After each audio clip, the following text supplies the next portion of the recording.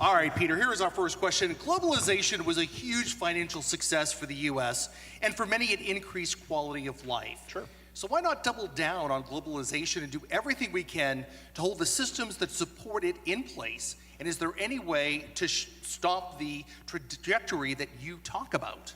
I think we're past that. Politically, I think the United States is mostly done. And if you look at who we've elected since 1989, we've gone with progressively more populist presidents all the way up until Biden. But the economic issue, I don't think is sustainable anymore anyway. It was one thing when we did this in 1945, because everyone else in the world was basically wrecked, and our economy was bigger than the rest of the world put together. That's not the world we're in. We've been indirectly subsidizing most of the world for 75 years now.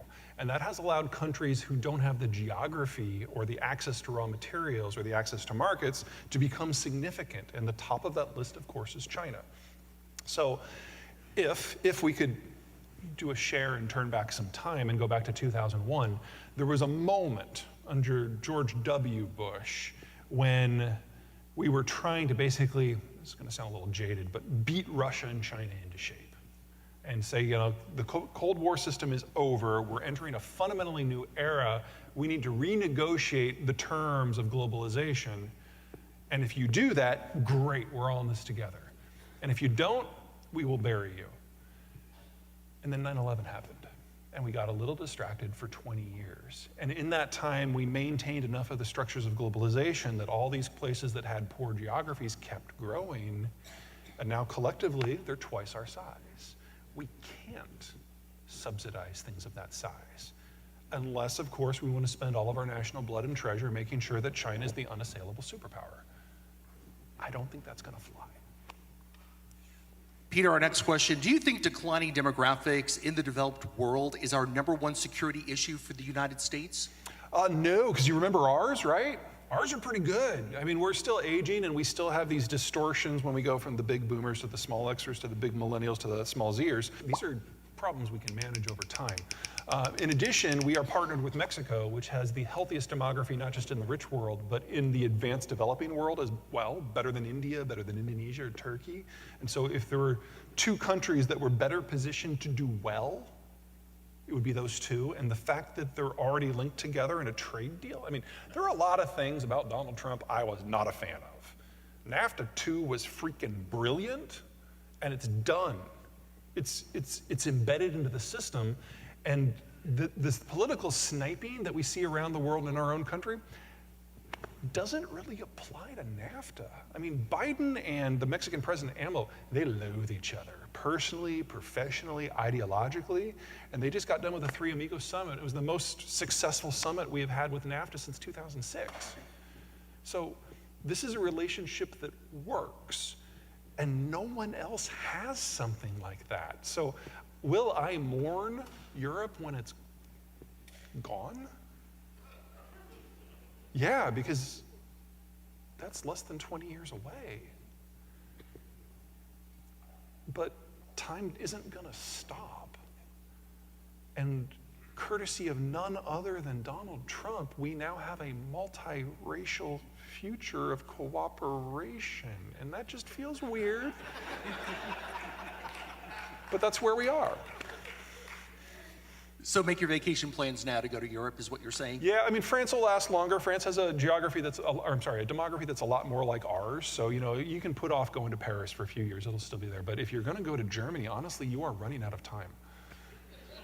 Is Northwest Louisiana's heavy dependence on oil and gas a plus or a minus for us in an economic development sense? As long as you think of oil and gas as a source of income as opposed to a source of electricity, it's a negative, because you're kind of going to get that whole, the Dutch disease, where you're over-dependent on one specific thing that's cyclical in its demand. But if you use it to do other things, well, holy crap, there's not a whole lot of sectors that you couldn't go into. The biggest problem that you guys have is you just don't have another population center that's near you. And that makes it really difficult for you to synergize and achieve economies of scale. And that's why I think you should go into processing, because you have something here that is bottled up. And so for you, and mostly only for you, it's at a cost structure that no one else can match. You should use that. Peter, our last question of the night. With our relationship with China waning, How can Shreveport and the area benefit from the return of manufacturing? I'm not saying you shouldn't try, but you're going to be a very small minnow in a pond that is not close to you. And that's a very risky proposition. So will there be niche things that you can expand into? Sure, but I don't think you're going to be able to do it at scale. But if you build out the things that allow manufacturers to function, you will be absolutely indispensable. And it's far better for you to own Texas than the other way around. Let's end it with one last question. Is the United States, are we going to be all right in this global economy? We're going to bitch and we're going to moan, but we're going to be fine. Let me go through this one group at a time. Okay, baby boomers, they're retiring, but they are going to have the voting capacity to make sure that no one takes away their benefits for at least another 15 years. Damn it. Gen X, small generation, we're now the capital providers.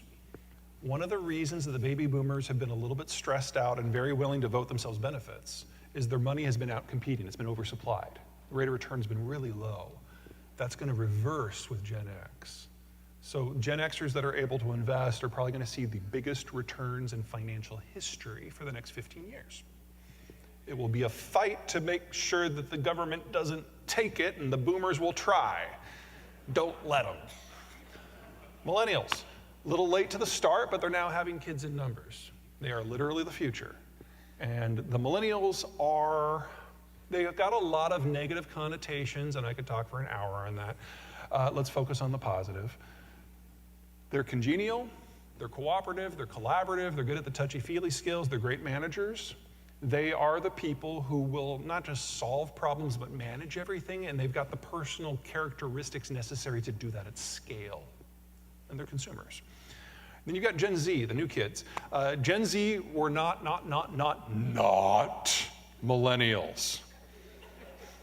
So, you know, the millennials were raised by the boomers, and they were told that they were special, and we don't keep track of the score at the soccer game, and this gave them very high senses of self, which can be a problem, but it also, this is why they're so open and friendly and cooperative. The Zoomers are the children of Gen X, and we raised our kids knowing that Medicare and Medicaid and Social Security would never be there for them, and we know that you can trust no one, and you have to be better than everyone, not better than the millennials, that's easy. And you have to put in the hours, and then you have to put in more hours, and you can't rely on anyone. So they are pathologically hard workers, and they're very loyal to their employers because they see their employers as giving them a lifeline. But they never want to meet you. Their dream job is to work in a closet that locks from the inside. So if you need coders, we've got a whole generation ready to go. But if you want anything else, you got to turn to the millennials. This is a cultural mix that can really work. I mean, there are negatives about every generation, there are positives about every generation, but at the age bracket we're in right now, we're going to have a highly productive financial sector. We're going to have rock bottom prices for IT because of the Zoomers. And in the middle, managing all the details, you've got people who actually like to be in the same room together. You know, this works. Everywhere else, the boomers are leaving and there's no one else to pick up the baton.